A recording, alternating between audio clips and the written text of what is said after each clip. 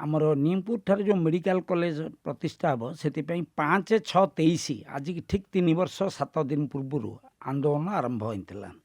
ନିମପୁର ଗାଁରେ ବୈଠକ କରାଇ ସେଠି ଇଡ଼୍କୋ ଗୋଟେ 10 ଏକର 20 ଡିସିମିଲ୍ ଜମି ଇଡ଼୍କୋ ଅଧିଗ୍ରହଣ କରିଛି ବେଆଇନ ଭାବରେ। ତା ବିରୁଦ୍ଧରେ ଲଢ଼େଇ ଆରମ୍ଭ କରିକିରି ମେଡ଼ିକାଲ କଲେଜ କରିବା ପାଇଁ ଏ ଜାଗା ଉପଯୁକ୍ତ, ଜଗତସିଂହପୁରରେ ଏତେ ଅଧିକ ଜାଗା ନାହିଁ, ଏଥିପାଇଁ ଆନ୍ଦୋଳନ ଆରମ୍ଭ ହୋଇଥିଲା। ମୁଖ୍ୟମନ୍ତ୍ରୀ ଗତ ବର୍ଷେ 3 ମାସ ତଳେ ମାର୍ଚ୍ଚ ମାସ 25 ତାରିଖରେ 2025 ମାର୍ଚ୍ଚରେ ମୁଖ୍ୟମନ୍ତ୍ରୀ ମେଡ଼ିକାଲ କଲେଜ ଜଗତସିଂହପୁର ହେବ ବୋଲି ଘୋଷଣା କରିଥିଲେ। ଏହା ମଧ୍ୟରେ ଜିଲ୍ଲା ରାଜ୍ୟର ପ୍ରଶାସନିକ ଅଧିକାରୀମାନେ ଆସି ନିମପୁର ଜାଗା ତଦନ୍ତ କରିକି ଯାଇଥିଲେ।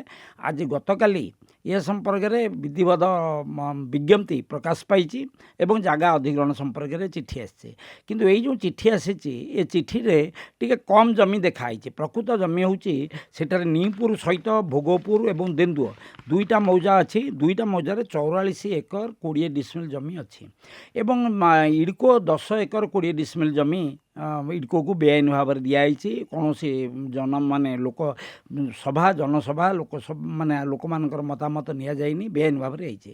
ଏହା ବିରୁଦ୍ଧରେ ଆମେ ଆନ୍ଦୋଳନ କରିଛୁ ଏବଂ ଲଗାତାର ଭାବରେ ଆନ୍ଦୋଳନ ଚାଲିଛି ଏବଂ ଏ ଆନ୍ଦୋଳନ ଆମ ବିଭିନ୍ନ ପର୍ଯ୍ୟାୟରେ ମୋଟରସାଇକେଲ ଶୋଭାଯାତ୍ରା, ଆଣ୍ଠେଇ ଆଣ୍ଠେଇ ଶୋଭାଯାତ୍ରା, ଜଗତସିଂହପୁର ବନ୍ଦ, ପାଦ ଚଲା ଶୋଭାଯାତ୍ରା, ବିଭିନ୍ନ ପ୍ରକାର ଧାରଣା, ଏ ସମସ୍ତ କଥା ଚାଲିଛି ଏବଂ ଏ ସମସ୍ତ କଥା ଚାଲିଥିଲା ବେଳେ ତେଣୁ ଏଥିରେ ଆମର ଆନ୍ଦୋଳନ ସଫଳ ହେଇଛି।